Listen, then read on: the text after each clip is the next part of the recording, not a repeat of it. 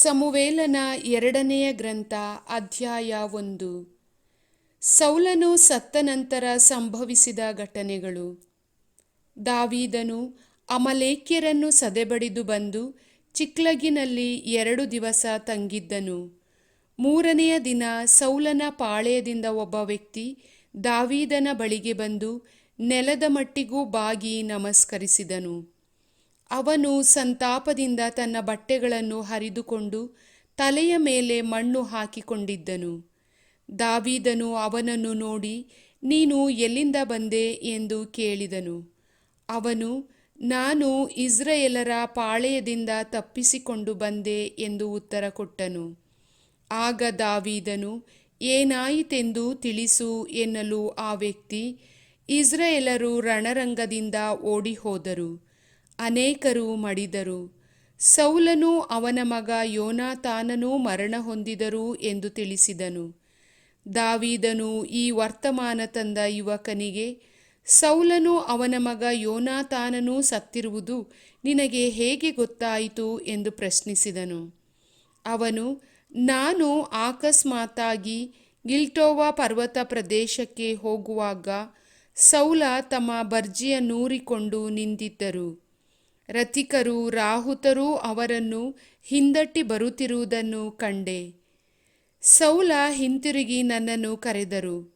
ನಾನು ಇಗೋ ಬಂದೆ ಎಂದು ಹೇಳಿ ಹತ್ತಿರಕ್ಕೆ ಹೋದಾಗ ಅವರು, ನೀನಾರು ಎಂದು ಕೇಳಿದ್ದಕ್ಕೆ ನಾನು ಒಬ್ಬ ಅಮಲೇಕ್ಯ ಎಂದು ಉತ್ತರ ಕೊಟ್ಟೆ. ಆಗ ಅವರು, ನೀನು ಮನಸ್ಸು ಮಾಡಿ ಹತ್ತಿರ ಬಂದು ನನ್ನನ್ನು ಕೊಂದು ಹಾಕು, ಏಕೆಂದರೆ ನನ್ನಲ್ಲಿ ಇನ್ನು ಪೂರ್ಣ ಶಕ್ತಿಯಿದ್ದರೂ ಪ್ರಾಣ ಸಂಕಟಕ್ಕೆ ಸಿಕ್ಕಿಕೊಂಡಿದ್ದೇನೆ ಎಂದು ಹೇಳಿದರು. ಅವರು ಕೆಳಕ್ಕೆ ಬಿದ್ದುಬಿಟ್ಟರೆ ಬದುಕಲಾರರೆಂದು ನೆನೆಸಿ ನಾನು ಅವರನ್ನು ಸಮೀಪಿಸಿ ಕೊಂದು ಹಾಕಿದೆ.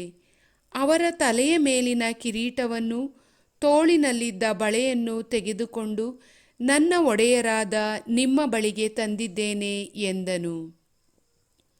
ಸೌಲನೂ ಅವನ ಮಗ ಯೋನಾತಾನನೂ ಹಾಗೂ ಸರ್ವೇಶ್ವರನ ಪ್ರಜೆಗಳಾದ ಇಸ್ರಾಯೇಲರು ಕತ್ತಿಯಿಂದ ಮೃತರಾದುದಕ್ಕಾಗಿ ದಾವೀದನೂ ಅವನ ಜನರು ದುಃಖದಿಂದ ತಮ್ಮ ಬಟ್ಟೆಗಳನ್ನು ಹರಿದುಕೊಂಡು ಗೋಳಾಡಿದರು. ಸಾಯಂಕಾಲದವರೆಗೆ ಉಪವಾಸ ಮಾಡಿದರು. ದಾವೀದನು ವರ್ತಮಾನ ತಂದ ಆ ಯುವಕನನ್ನು, ನೀನೆಲ್ಲಿಯವನು ಎಂದು ಕೇಳಿದ್ದಕ್ಕೆ ಅವನು, ನಾನು ಇಸ್ರಾಯೇಲರಲ್ಲಿ ಪ್ರವಾಸಿಯಾಗಿರುವ ಒಬ್ಬ ಅಮಲೇಕ್ಯನು ಎಂದು ಉತ್ತರ ಕೊಟ್ಟನು.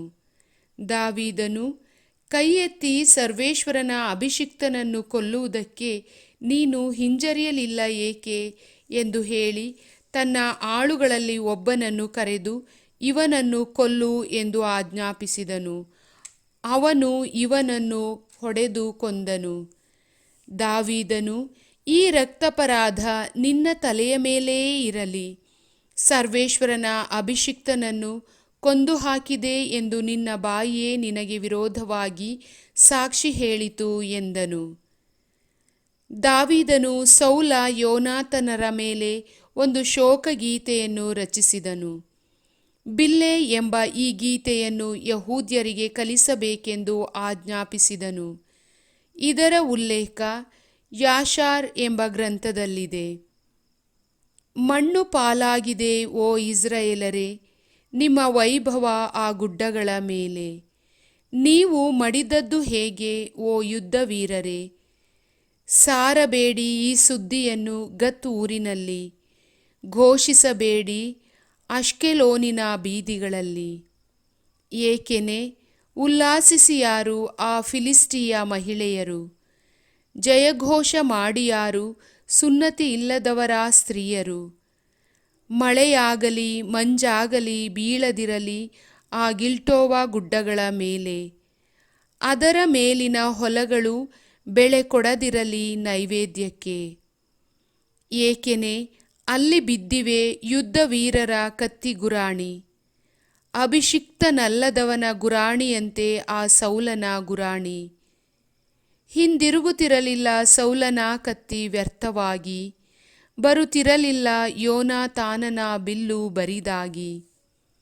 ಹತರಾದವರ ರಕುತವನ್ನು ಹೀರದೆ ಪರಾಕ್ರಮಿಗಳ ಕೊಬ್ಬನ್ನು ರುಚಿಸದೆ. ಸೌಮ್ಯರು ಅತಿ ಪ್ರಿಯರು ಆ ಸೌಲ ಯೋನಾತಾನರು, ಬಾಳಿನಲ್ಲೂ ಸಾವಿನಲ್ಲೂ ಬಿಟ್ಟಗಲದವರು. ಹದ್ದಿಗಿಂತ ಅಧಿಕ ವೇಗ ಅವರದು, ಸಿಂಹಕ್ಕಿಂತ ಹೆಚ್ಚಿನ ಶಕ್ತಿ ಅವರದು. ಸೌಲನಿಗಾಗಿ ಅತ್ತು ಪ್ರಲಾಪಿಸಿರಿ ಇಸ್ರಾಯೇಲಿನ ಮಹಿಳೆಯರೇ. ಉಲ್ಲಾಸಕರ ರಕ್ತಾಂಬರಗಳ ಉಡಿಸಿದವನು ಅವನೇ ಅಲ್ಲವೇ ನಿಮಗೆ? ಅವುಗಳ ಮೇಲೆ ಸುವರ್ಣಾಂಬರಗಳ ತೊಡಿಸಿದವನು ಆತನೇ ಅಲ್ಲವೇ ನಿಮಗೆ? ಯುದ್ಧ ವೀರರೇ, ಹೇಗೆ ಮಡಿದು ಹೋದಿರಿ ರಣರಂಗದಲ್ಲಿ. ಯೋನಾತಾನನು ಹತನಾಗಿ ಬಿದ್ದಿಹನಲ್ಲ ಬೆಟ್ಟಗುಡ್ಡದಲ್ಲಿ. ಯೋನಾತಾನನೇ, ಸಹೋದರನೇ, ಮನೋಹರನೇ, ನಿನ್ನ ಮರಣ ತಂದಿದೆ ಅತೀವ ಸಂಕಟ ನನಗೆ. ನನ್ನ ಮೇಲೆ ನಿನಗಿದ್ದ ಪ್ರೀತಿ ಅದೆಷ್ಟು ಆಶ್ಚರ್ಯಕರ! ಸತಿ ಪ್ರೇಮಕ್ಕಿಂತಲೂ ಅದು ಅಮೋಘಕರ. ಅಯ್ಯೋ, ಆ ಪರಾಕ್ರಮಶಾಲಿಗಳು ಹೇಗೆ ಹತರಾದರು, ಯುದ್ಧಾಯುಧಗಳು ಹೇಗೆ ಹಾಳಾದವು. ಪ್ರಭುವಿನ ವಾಕ್ಯ.